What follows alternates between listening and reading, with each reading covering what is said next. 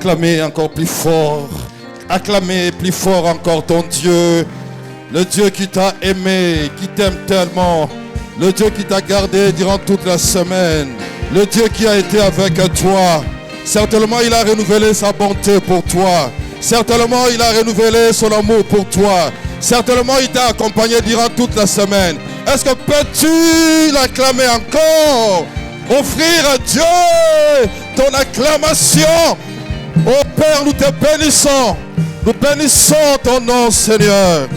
Merci parce que tu es un Dieu bon. Tu es un Dieu merveilleux. Tu es digne, Seigneur, qu'on puisse te louer. Tu es digne, Seigneur, qu'on puisse te célébrer. Car nul ne semblable à toi. Nous sommes reconnaissants pour ton amour pour nous. Nous sommes reconnaissants pour tes bienfaits pour nous. Nous sommes reconnaissants pour ta présence dans nos vies. Nous sommes reconnaissants pour, oh Dieu, ta main qui agit chaque fois dans nos vies. Nous sommes reconnaissants, oh Dieu, pour ce que tu accomplis, car tu pourvois nos besoins. Tu es notre berger et Seigneur, tu nous donnes ce qu'il faut. Et nous bénissons ton nom à cause de ta fidélité. Merci, Seigneur, pour ce matin, pour le culte, pour la santé de chacun de nous, pour le souffle de vie. Nous sommes reconnaissants pour, Seigneur, ton amour qui est tellement grand. Car tu nous aimes, Seigneur, d'un amour infini, un amour inconditionnel. Personne ne peut nous aimer comme toi. Merci pour ce que tu es pour nous. Et merci pour ce que nous sommes en toi et avec toi. Dans le nom puissant de Jésus. Amen. Est-ce qu'on peut se rasseoir? Merci, chorale. Que Dieu puisse vous bénir. Tu peux simplement dire bonjour à la personne qui est juste à côté de toi. Bonjour, comment tu vas? Est-ce que ça va? La santé, la semaine, ça a été pour toi? Je nous salue dans le nom précieux de notre Seigneur Jésus. Ce matin, j'aimerais nous donner un message d'interpellation. J'aimerais nous donner un message de prise de conscience. J'aimerais nous partager un fardeau que Dieu a posé dans mon cœur. Vous savez, on a fait ce mois qui est en train de finir. Nous sommes au début du mois de mars. Voilà. Le mois qui est passé, le mois de février, c'était pour nous un mois où on devait aller témoigner, n'est-ce pas? Vous êtes avec moi? C'était pour nous notre activité de la moisson d'hiver. Et normalement, hier, je n'étais pas là, mais je sais qu'il y avait une sortie et le but de cette sortie, c'était pour aller témoigner de Jésus-Christ aux autres. Est-ce que quelqu'un a témoigné hier de Jésus à quelqu'un, à une autre personne? On est là. Quelqu'un a témoigné de Christ? Et Église. Ok. C'était une sortie pour nous, Église. Alléluia. C'était notre sortie. Qui était là? Ok. Waouh. Et le Seigneur a mis dans mon cœur la pensée de nous parler de cela. Vous savez, nous sommes dans notre thème que nous traitons depuis il y a quelques mois, ce trimestre. Nous parlons de la maturité spirituelle. Et nous allons continuer toujours dans le même sens de notre thème. Mais cependant, nous allons parler de comment nous devons témoigner Christ. Le thème que je nous propose ce matin, c'est savoir témoigner de Christ, signe de la maturité spirituelle. savoir parler de Jésus-Christ aux autres, c'est un signe que nous sommes devenus un chrétien mature et que nous avons compris ce que Dieu attend de nous. Nous avons compris le devoir que Dieu nous a donné. Nous avons compris la mission que Dieu nous a donnée. Savoir témoigner de Christ, signe de la maturité spirituelle. Parce que celui qui est mature comprend facilement et accepte d'être un témoin de Christ. Mais quelqu'un qui n'a pas encore atteint la maturité aura du mal à comprendre cela. Nous sommes dans Ésaïe. Ésaïe chapitre 6. Nous allons faire une longue lecture. Nous commençons au premier verset jusqu'au verset 8. Je vais lire si vous permettez. Ésaïe 6, 1 à 8. L'année de la mort du roi Osias, je vis les seigneurs assis sur un trône très élevé. Et les pans de sa robe remplissaient les temples. Des séraphins se tenaient au-dessus de lui. Ils avaient chacun 6 ailes. Des dents ils se couvraient la face, des dents ils se couvraient les pieds, et 2 dents ils se servaient pour voler. Ils criaient l'un à l'autre et disaient: Saint, Saint est l'Éternel des armées. Toute la terre est pleine de sa gloire. Les portes furent ébranlées dans tous leurs fondements par la voix qui retentissait, et la maison s'est remplie de fumée. Alors j'ai dit: malheur à moi, je suis perdu, car je suis un homme dont les lèvres sont impures. J'habite au milieu d'un peuple dont les lèvres sont impures, et mes yeux ont vu le roi, l'Éternel des armées. Le verset 6. Mais l'un des séraphins vola vers moi, tenant à la main une pierre ardente qu'il avait prise sur l'autel avec des pincettes. Il en toucha ma bouche et dit: Ceci a touché tes lèvres, ton iniquité est enlevée et ton péché est expié. J'entendis la voix du Seigneur disant: Qui enverrai-je et qui marchera pour nous? J'ai répondu: Me voici, envoie-moi. Il dit alors: Va et dis à ce peuple, vous entendrez et vous ne comprendrez point, vous verrez et vous ne saisirez point. On va faire une seconde lecture. Nous sommes dans Actes des Apôtres, au chapitre 1er. Actes, chapitre 1er. Le verset 8.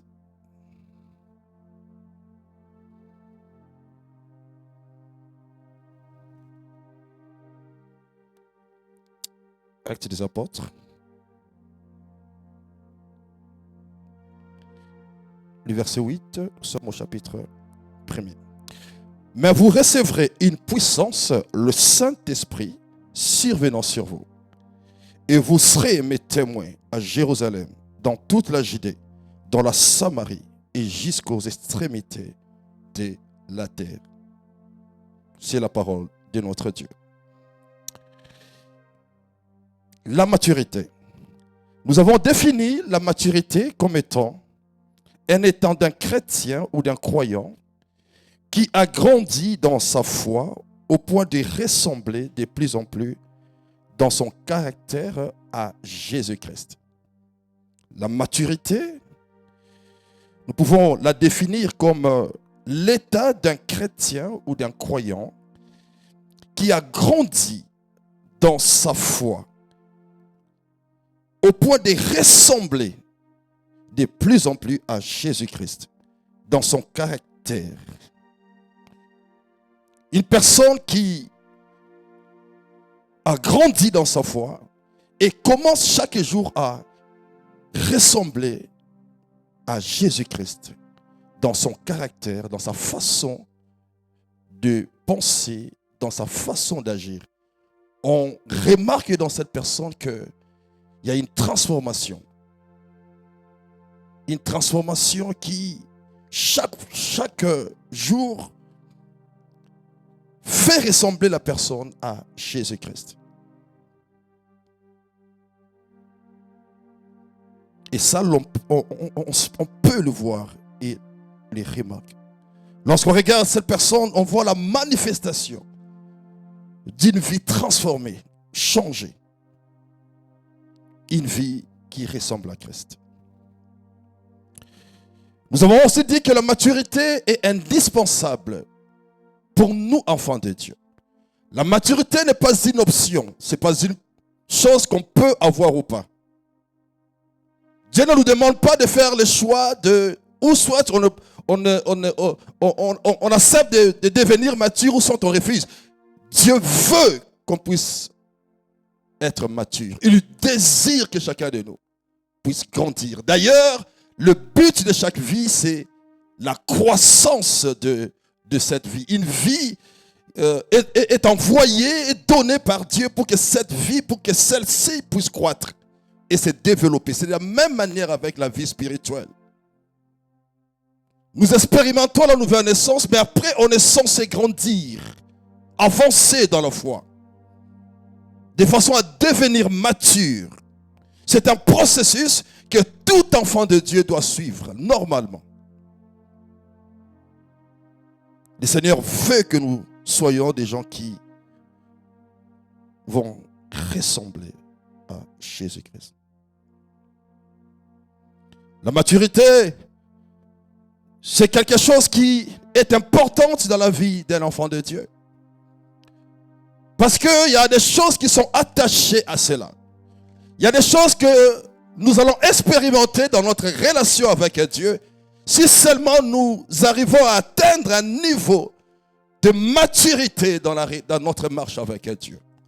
Il y a des choses que Dieu ne nous donne pas maintenant parce que nous ne sommes pas encore assez matures pour pouvoir gérer cela. Quelquefois, lorsque nous prions et que Dieu nous regarde, il a envie de faire certaines choses et nous donner certaines choses. Mais nous n'avons pas encore nécessairement les niveaux de maturité qu'il faut pour pouvoir bénéficier de la chose de la bonne manière. La Bible dit que aussi longtemps que l'héritier est enfant, il n'est pas différent d'un esclave. L'héritier, c'est quelqu'un à qui on a donné des choses. Mais parce que l'héritier ne grandit pas, parce qu'il reste encore enfant, alors il est considéré comme un esclave. Il est traité comme un esclave. Il ne peut pas jouir de son héritage parce qu'il est encore enfant. Dieu nous a donné des choses. Il veut qu'on puisse bénéficier de ces choses-là. Il veut qu'on puisse expérimenter ces choses, les avoir avec nous. Mais on doit grandir. Nous devons grandir pour jouir de l'héritage que Dieu nous a donné. Et dans la maturité, il y a des signes que l'on peut voir et ces choses peuvent attester qu'une personne vraiment est devenue mature. Nous avons parlé la fois passée de l'amour comme un signe de la maturité. On a parlé de l'humilité comme étant un signe important de la maturité. Et parmi les signes de la maturité, il y a la capacité de témoigner Jésus-Christ.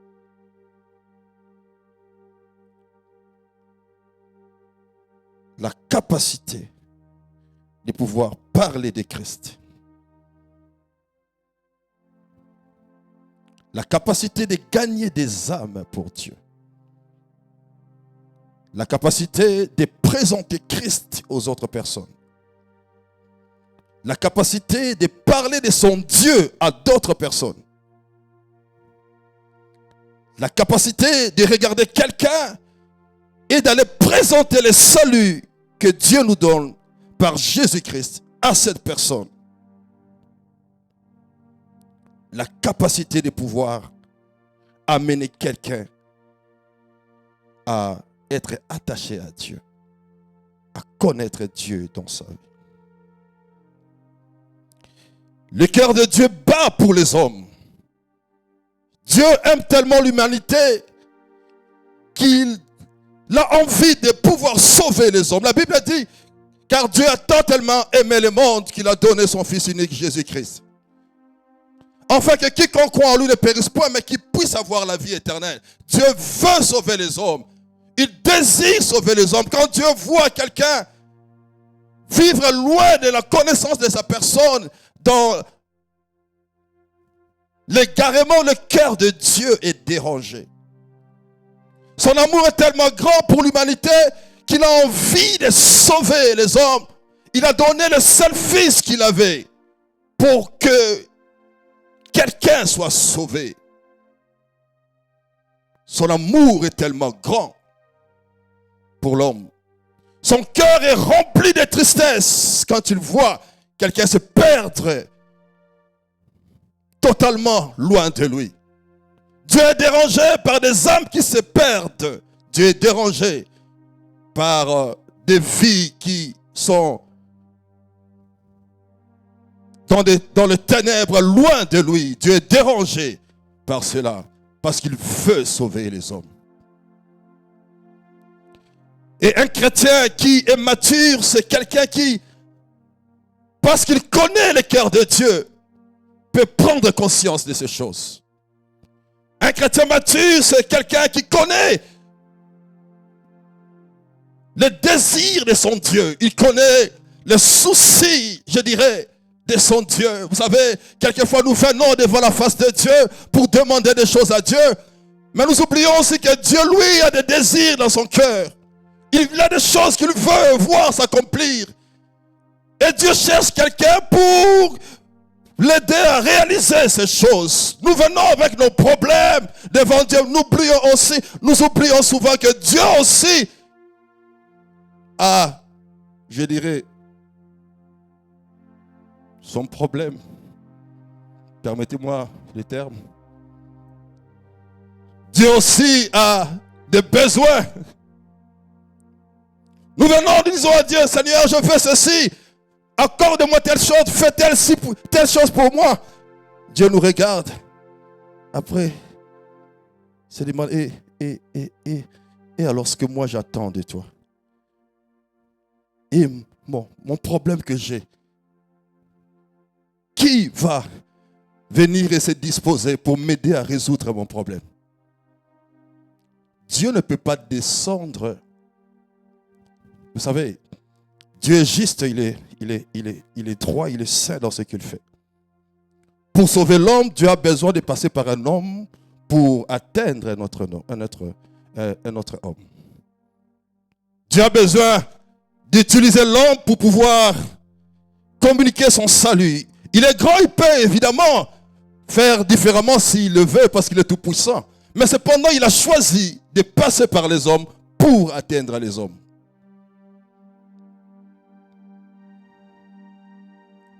Et lorsqu'on est mature, on peut comprendre cela. La Bible dit dans Actes des Apôtres que nous avons lu, Acte 1, le verset 8, la Bible dit que nous avons reçu le Saint-Esprit. Vous recevrez une puissance, le Saint-Esprit, survenant sur vous, et vous serez mes témoins. Vous recevrez une puissance, le Saint-Esprit, et vous serez mes témoins. Dieu nous a donné son esprit pour que chacun de nous puisse être son témoin. Vous recevrez la puissance du Saint-Esprit pour être des témoins. Le Saint-Esprit nous a été donné pour que nous soyons des témoins de Jésus-Christ, ici sur cette terre. Alléluia. Alléluia. La puissance du Saint-Esprit a été donnée aux disciples que nous sommes. La présence de l'Esprit de Dieu en nous, c'est pour nous amener à être des témoins et des témoins efficaces de Dieu sur cette terre.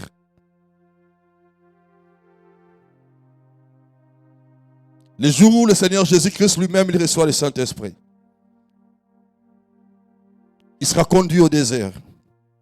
Et quand il finit de jeûner, la Bible dit, il va aller. Et quand il entre dans une synagogue. Il ouvre le livre d'Ésaïe. Il dit, l'Esprit de l'Éternel est sur moi, car il m'a oint pour annoncer la bonne nouvelle. Après, quand il finit, il dit, cette parole que vous venez d'entendre vient d'être accomplie. C'était le moment pour lui, pour qu'il commence à témoigner. Les apôtres ont reçu le Saint-Esprit. Ils ont accompli des choses pour Dieu. Ils ont bougé le monde. Ils ont manifesté Christ. Ils ont amené des gens à Christ. Si nous sommes là aujourd'hui, c'est parce qu'ils ont travaillé, ils ont témoigné de Jésus-Christ. Et des vies ont été données à Christ. Nous avons reçu le Saint-Esprit. Pas seulement pour parler en langue. Pas seulement pour avoir des visions. Pas seulement pour développer des dons spirituels que nous manifestons au sein de la communauté où nous sommes. Mais nous avons reçu le Saint-Esprit d'abord pour être des témoins. Où? À l'extérieur. D'abord pour être des témoins. Où? À l'extérieur. Pour aller annoncer Jésus-Christ. Alléluia. Alléluia. Est-ce que vous êtes avec moi? Le Saint-Esprit a été donné pour que chacun de nous, quand il va parler de Christ, que Dieu puisse se servir de ses paroles pour toucher les cœurs. Le Saint-Esprit a été donné pour nous donner la capacité de comprendre la parole de Dieu et de la transmettre aux autres. Le Saint-Esprit a été donné pour qu'on puisse imposer les mains aux malades et qu'un malade soit guéri. Le Saint-Esprit a été donné pour qu'on chasse un démon. Et pourquoi? C'est pour témoigner de Jésus. Pour que les hommes puissent savoir que Jésus-Christ est Seigneur. Pour que les hommes puissent savoir que Jésus-Christ sauve. Pour que les hommes puissent savoir que Jésus-Christ guérit. Mais il faut que quelqu'un puisse le faire. Nous avons tous reçu le Saint-Esprit. Si tu es un enfant de Dieu, c'est que tu as reçu le Saint-Esprit. Et le Saint-Esprit que tu as reçu, c'est pour que tu sois un témoin de Dieu partout où tu seras.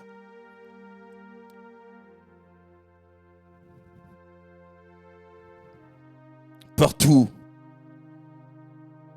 Il est écrit ceci.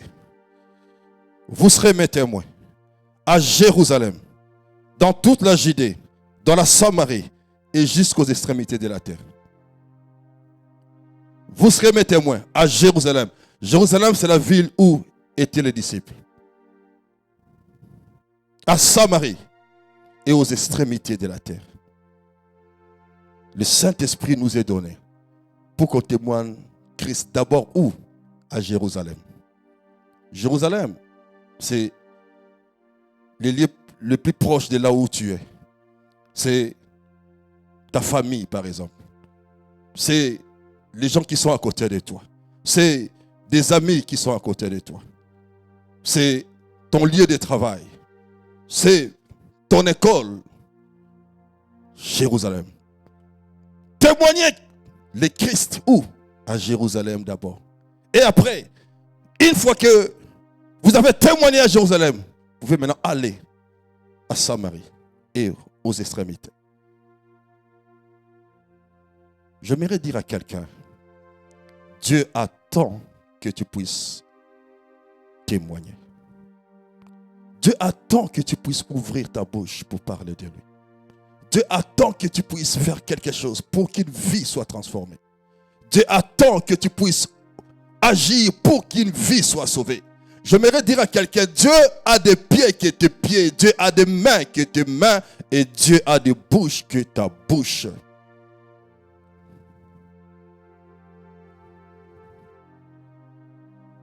Nous avons reçu le Saint-Esprit. Mais le problème est que souvent on n'est pas conscient de ces choses. Et même lorsqu'on est conscient de ces choses, souvent on n'accepte pas facilement de pouvoir le faire.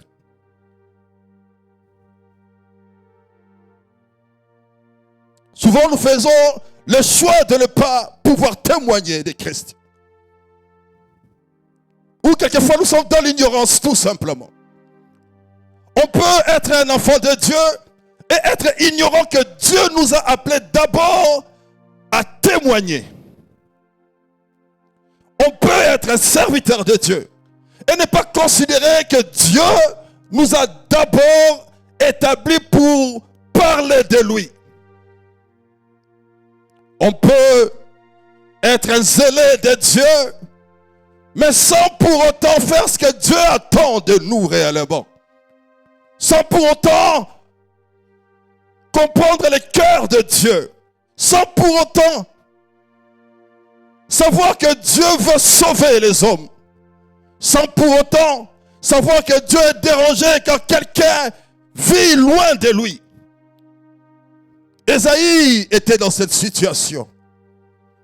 Prophète de Dieu, mais il ne connaissait pas que Dieu était dans le besoin. Il ne connaissait pas le cœur de Dieu. Il ne connaissait pas que Dieu souffrait dans son cœur, que Dieu avait mal. Il servait déjà Dieu. Si vous regardez Ésaïe, chapitre 1er, chapitre 2, chapitre 3, chapitre 4 et 5, Ésaïe prophétisait déjà pour Dieu. Il était déjà un serviteur, un prophète. Mais la Bible nous dit dans le chapitre 6, Ésaïe un jour, il va voir Dieu dans sa gloire. Il voit Dieu dans sa gloire. Il est frappé par cette gloire. Il est dérangé par cette gloire. Il comprend qu'il n'est pas aussi propre devant Dieu. Il sera touché par la grâce de Dieu et son iniquité sera ôtée. Mais après, Ésaïe entend une voix. La voix dit, qui enverrai-je et qui marchera pour nous? Ésaïe travaillait déjà pour Dieu. Mais Dieu dit à Ésaïe, qui enverrai-je? Qui travaillera pour nous? Ésaïe était surpris certainement. Mais moi je travaille déjà pour toi. Mais moi je suis déjà un prophète. Il pouvait aussi se dire cela. Mais je suis déjà dans ton service. Mais Dieu dit à Ésaïe, qui enverrai-je? Je cherche quelqu'un que je peux envoyer. Je cherche quelqu'un qui va aller pour nous. Je cherche quelqu'un qui va sortir, qui va aller annoncer la bonne nouvelle. Je cherche quelqu'un qui va aller vers ce peuple pour parler à ce peuple. Mais Ésaïe le faisait déjà parce qu'il était prophète. Mais Dieu parle encore à Ésaïe. Il parle encore à Ésaïe. N'est-ce pas que c'est bizarre? Alléluia. Quelqu'un qui prophétisait déjà, qui parlait déjà de la part de Dieu. Mais Dieu vient dire à Ésaïe, oh Ésaïe, j'ai besoin que quelqu'un puisse aller pour nous. J'ai besoin d'envoyer quelqu'un. Vous savez, on peut servir Dieu, mais on peut servir Dieu aussi pour soi, mais pas pour les autres. On peut être un chrétien zélé, mais on peut être zélé pour soi, mais pas pour les autres. On peut être un chrétien zélé pour soi, mais pas pour Dieu. On peut être un serviteur zélé, mais zélé pour soi-même, mais pas pour la cause de Dieu. Pas pour ce que Dieu veut réellement nous voir accomplir. Et d'ailleurs, lorsque nous prions, n'est-ce pas que nous prions très bien lorsqu'il s'agit de sujets qui nous concernent? N'est-ce pas que nous sommes zélés dans la prière quand il s'agit de sujets qui concernent notre propre vie? Quand il y a mon intérêt derrière, on peut être un enfant de Dieu, mais être un enfant de Dieu pour soi-même, pas pour Dieu. Pour soi-même. Parce que c'est bien de connaître Dieu, oui. Parce que c'est bien de prier, oui. Mais es-tu un enfant de Dieu pour Dieu? Celui qui est un enfant de Dieu pour Dieu, il est censé accomplir la volonté de son Père. Le Seigneur l'a dit, ma nourriture, c'est de pouvoir accomplir la volonté de celui qui m'a envoyé. La volonté de mon Père. Ésaïe était un serviteur, mais il ne savait pas que le cœur de Dieu souffrait. Il ne savait pas que Dieu cherchait encore un serviteur. Imaginez-vous, Ésaïe serviteur, mais Dieu dit, qui enverrai-je? Qui enverrai-je? Qui marchera pour nous? Ésaïe marchait, mais il ne marchait pas pour Dieu. Les chrétiens d'aujourd'hui, nous sommes souvent des chrétiens au lieu d'être des témoins de Jésus-Christ. Nous sommes de vrais chrétiens, mais pas des témoins réellement. Alléluia. Et Seigneur, alléluia. Est-ce que vous comprenez la différence entre le fait d'être témoin et d'être chrétien seulement? Qui va dire, mais un chrétien doit être un témoin. Oui, mais tu es chrétien. Mais es-tu témoin? Tu peux m'aider pour demander à la personne qui est à côté de toi, est-ce que tu es un témoin de Christ? Tu es un enfant de Dieu, mais est-ce que es-tu un témoin de Jésus-Christ? Tu vas me dire, j'ai donné ma vie à Christ, oui. Mais depuis que tu as donné ta vie à Christ, à combien de personnes tu as partagé la parole de Dieu? À combien de personnes? 5 ans dans le Seigneur, mais jamais tu as pris un temps pour parler de celui qui t'a sauvé. Beaucoup de mois dans le Seigneur, mais jamais tu as eu le temps de pouvoir partager la parole de Dieu à quelqu'un. Enfant de Dieu, mais pas un témoin. Mais Dieu cherche des témoins. Des gens qui vont marcher, non pas pour eux, mais pour Dieu. Des gens qui vont parler, non pas pour eux, mais pour Dieu. Des gens qui vont agir pour la cause de Dieu. Et un chrétien mature, c'est quelqu'un qui comprend ces choses. Qui comprend que je suis un témoin. Je ne suis pas seulement un enfant de Dieu.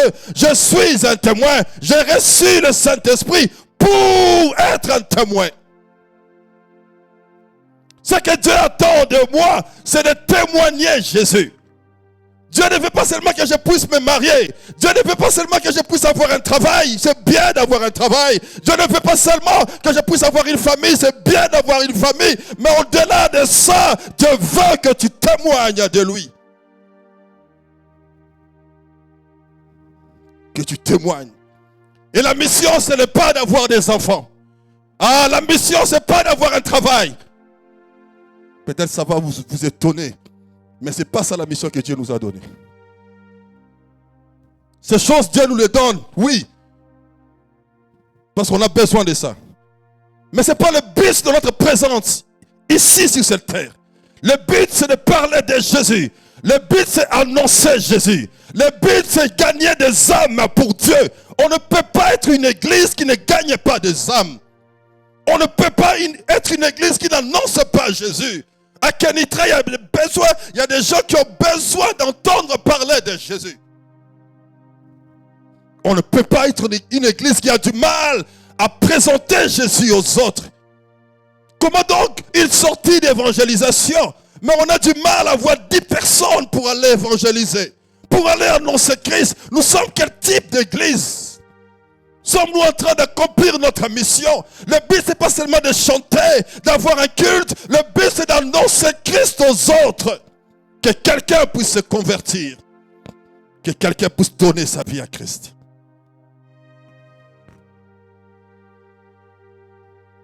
Isaïe, saisi par ces choses. Avant, il ne savait pas. Isaïe comprend. Lorsqu'il entend la voix, Ésaïe reçoit l'information. Ésaïe comprend. Et qu'est-ce qui se passe? Ésaïe change sa vision. Ah, je ne savais pas. Je ne savais pas que tu cherchais quelqu'un. Je ne savais pas que tu étais dans le besoin. Ésaïe change sa vision. Ésaïe prend conscience de cela. Son engagement change.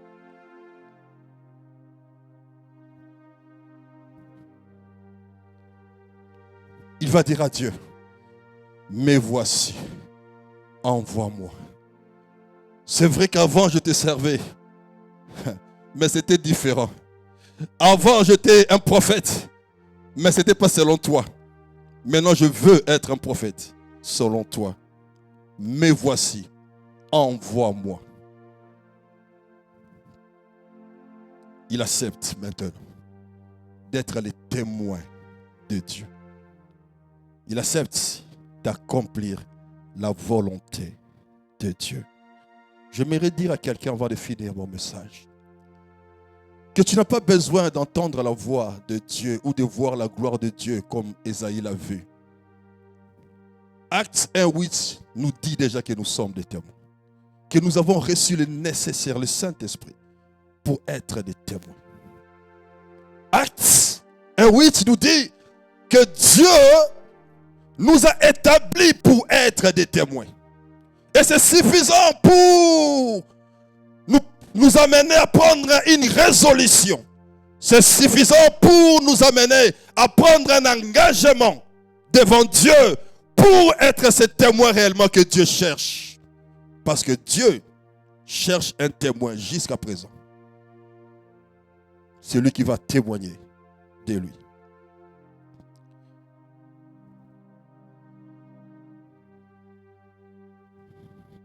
Et quand on a la maturité, on reçoit cette conviction facilement. Quand on a la maturité pour comprendre les choses, on s'engage avec facilité. Un chrétien immature va d'abord penser à sa vie, à ses intérêts personnels. Mais les chrétiens matures pensent d'abord à Dieu, après à ses intérêts. Il met Dieu en priorité. La Bible dit, celui qui cherchera à gagner sa vie, il la perdra. Mais celui qui va perdre sa vie à cause de moi, il va gagner cela. D'abord Dieu en priorité. D'abord Dieu en priorité. Les chrétiens matures, facilement, il va prendre le courage de le faire. Écoutez ce que Paul dit. Dans Romains 1, verset 16, Paul dit ceci. Car je n'ai point honte de l'évangile. C'est une puissance de Dieu pour le salut de quiconque croit. Je n'ai point honte de l'évangile. Je dois annoncer Christ. Parce que c'est une puissance de Dieu pour le salut de quiconque croit. Il dit encore une chose. Dans 1 Corinthiens 9, le verset 16, il dit ceci. Si j'annonce l'évangile, ce n'est pas pour moi un sujet de gloire. Je ne le fais pas pour la gloire.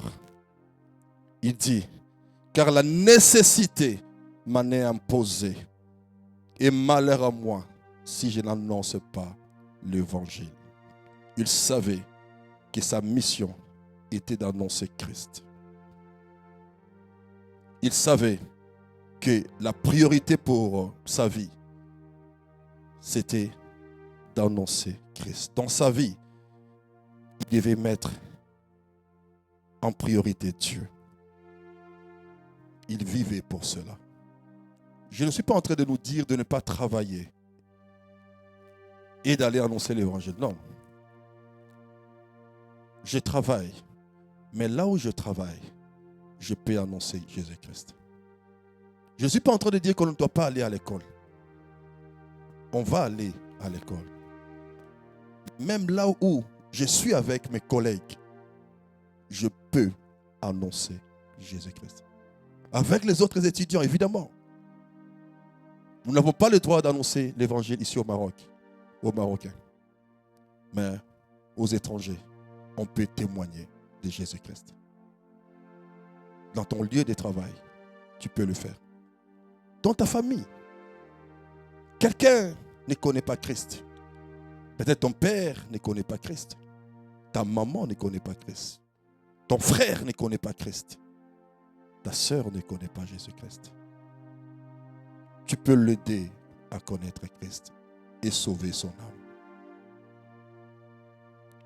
Paul savait qu'il devait le faire. C'est lui qui annonce l'évangile. Non seulement qu'il accomplit la volonté de Dieu, mais il y a une bénédiction qui est attachée à cela aussi. Dieu récompense toujours ce que nous faisons pour lui. C'est lui qui s'occupe des choses de Dieu. Dieu va s'occuper des choses concernant sa vie aussi. C'est lui qui accepte de prendre soin des autres.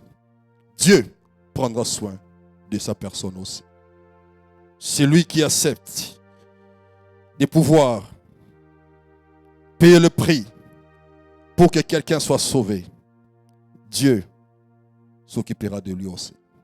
La Bible dit, cherchez d'abord le royaume des cieux et la justice de Dieu.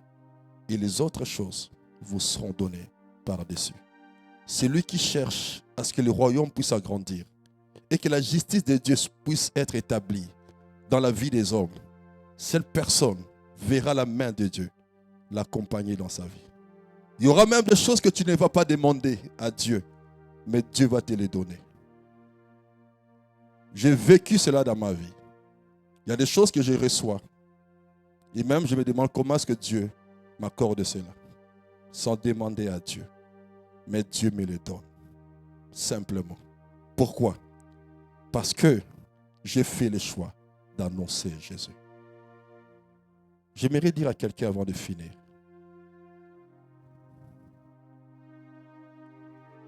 Tu peux faire le choix ce matin. Prendre la résolution d'être un témoin de Jésus. Il n'y a pas besoin de savoir beaucoup de choses. Il n'y a pas nécessité, une obligation de connaître toute la Bible pour témoigner de Christ. Tu peux simplement dire ce que Christ est pour toi. Tu peux dire peu de choses que tu connais de Christ. Tu peux dire ce qu'il a accompli pour toi. La femme samaritaine, elle a simplement dit, mais venez voir. Il y a quelqu'un qui m'a parlé de ma vie. Peut-être c'est lui le Messie. Et par elle, beaucoup de personnes étaient sauvées. Tu peux témoigner. On nous a même dit de pouvoir inviter simplement une personne. Mais on a du mal même à inviter simplement. Inviter simplement quelqu'un. Inviter simplement. Même pour inviter quelqu'un à venir écouter la parole de Dieu, on a du mal à le faire. Quelle place donnons-nous à Dieu dans notre vie? Quelle valeur donnons-nous à Dieu?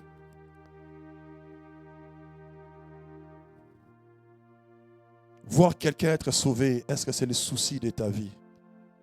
Voir quelqu'un connaître Christ, est-ce que c'est le désir de ton cœur? Si ce n'est pas le cas, tu es encore immature. Et Dieu veut que tu puisses changer. Et Dieu veut que tu puisses grandir. Car le Fils, c'est celui qui connaît les désirs de son Père et qui accomplit cela. J'aimerais prier avec chacun de nous. Je ne sais pas comment est-ce que vous avez reçu cette parole, mais j'aimerais prier avec toi et pour toi.